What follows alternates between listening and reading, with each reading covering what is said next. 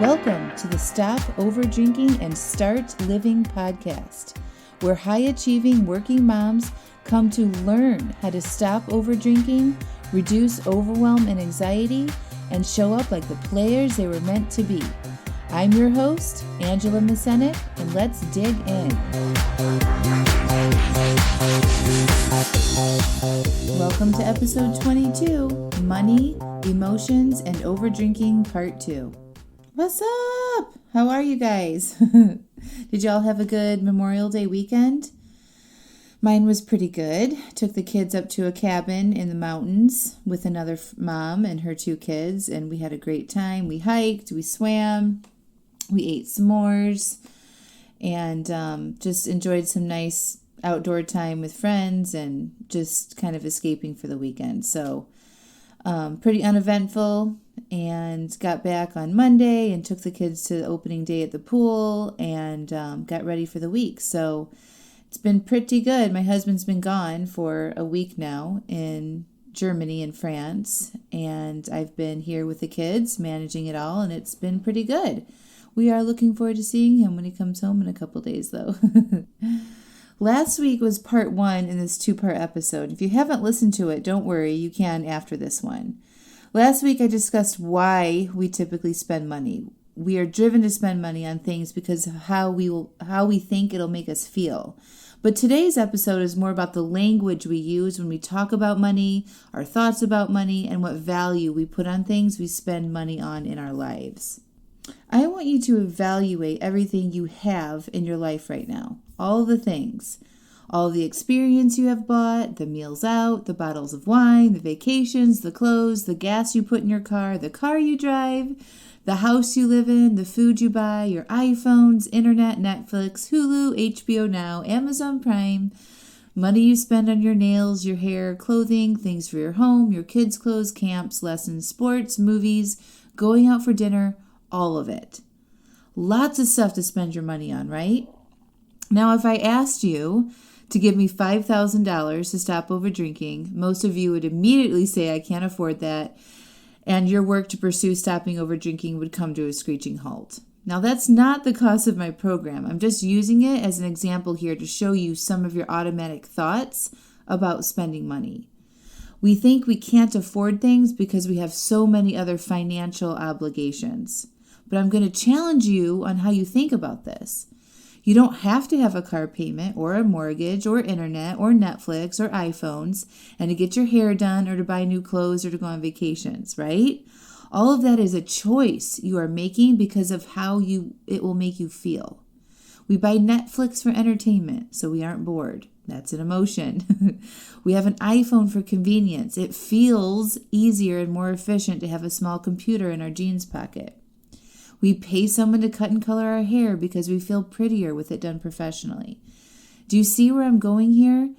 But when we want to make a life change and there might not be a physical object on the other side of it, we might instinctually freak out. We don't see the value in life coaching or paying for a private fitness coach. We have these thoughts like, I can't afford it. And those thoughts are just that, thoughts. They aren't true and they aren't fact. What is true is that you're choosing not to pay for it because you don't see the value in it. I want you all to start getting real with yourselves.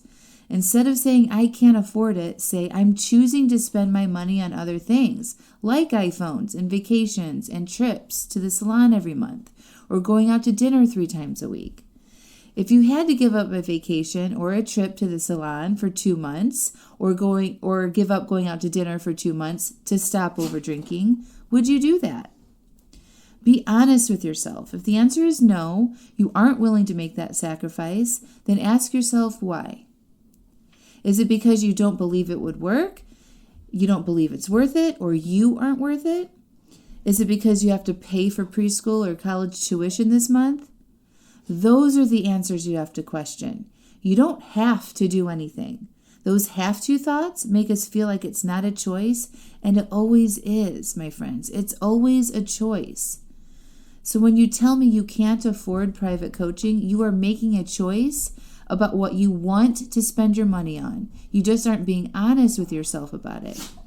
If you really want to spend your money on coaching to stop over drinking or to lose weight or to uplevel your business game, that is completely fine, but stop using language like you have to or you can't afford it. I pretty much guarantee that everyone listening to this podcast can afford private life coaching to stop over drinking. They just aren't willing to give up some of the other things they spend money on. Do you want to stop over drinking so bad that you'd give up your car, your next vacation, your iPhone, going out to eat, not buying new clothes for 6 months, or doing your hair yourself? That's the kind of mindset I want you to have.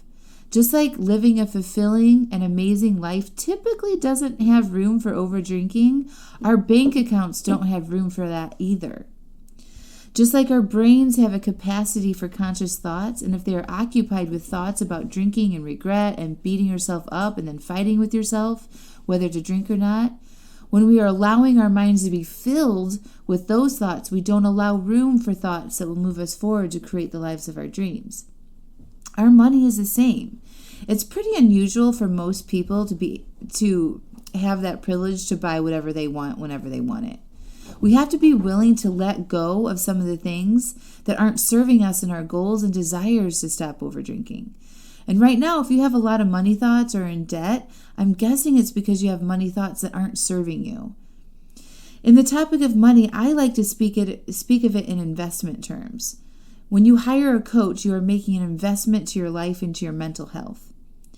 If you believe me when I say our thoughts create our results in our lives, then you would agree that managing your thoughts should be the most important work we do and where we spend most of our money. Yeah?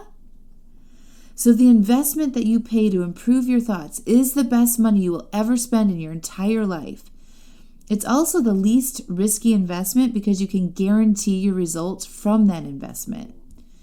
You can go all in and make a big investment in the stock market, and the riskier it is, the more money you stand to make, right?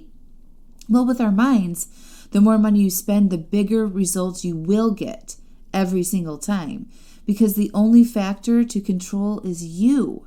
If you want a specific result, you can have it. There is nothing outside of you that can determine that. Not like vacations where they can fall apart due to the weather or somebody getting sick, or 401ks where it's dependent on the marketplace, or a house depending on the neighborhood or the school district. You can have the exact results you want in your life by investing money into your mind. I have invested thousands and thousands of dollars into my mind. My results in my life are amazing because of that. My clients that invest in themselves have amazing results. Now, I didn't have all the money I needed for the coaching that I received at the beginning, but I did have enough belief. Belief that I was worth it. Belief that I would pay that investment back tenfold. And when you believe in yourself and your own capabilities and you see what is possible in the other end, it's a no-brainer to invest in yourself. Think about spending money on college. You believe it's a good investment for yourself and your kids. You see the possibilities. You have no problem shelling out thousands and thousands and thousands of dollars, and you are willing to be in debt for years and years and years because you think it's worth it. And there's no guarantee, but you still do it. You believe in those future opportunities for yourself. That is the same sort of mindset that is required for investing into your mental health. What you say about money is critical. Answering the questions I asked earlier truthfully. What are you choosing to spend your money on? Why or why not? What do you have to lose by investing in yourself? Are you willing to make a significant investment? Why or why not? Get clear on those answers, and don't believe your thoughts if I can't afford it or I literally have no money. If my coach would have believed me when I had those thoughts, I would not be here today. You guys, seriously. My job as a coach is to challenge you on your thinking, and that goes with how we are thinking about money and what we spend our money on. I have completely changed my views on spending money. I don't use language like I need that or I can't afford that. I consciously say I'm choosing to spend my money on other things. I'm choosing not to buy this so I can buy that. Shifting your mindset and language about money is very powerful. Just like alcohol, money doesn't control our actions or having a lack of money. Spending money and drinking alcohol are actions we take after we have a feeling.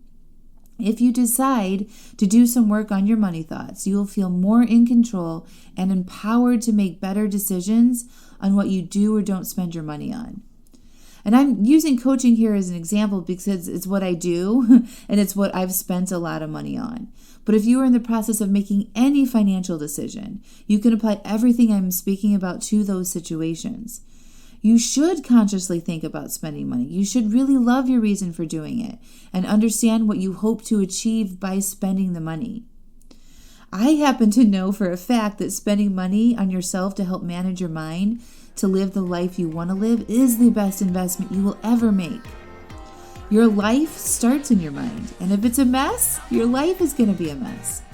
Life coaching, especially the way I coach, helps you clean that mess up so you become in love with your life and you don't need to escape from it.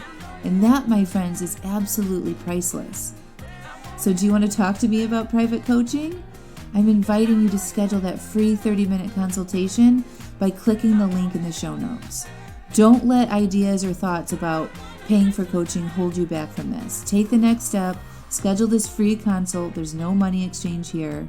Just me offering free advice personally to you so you can see what is possible.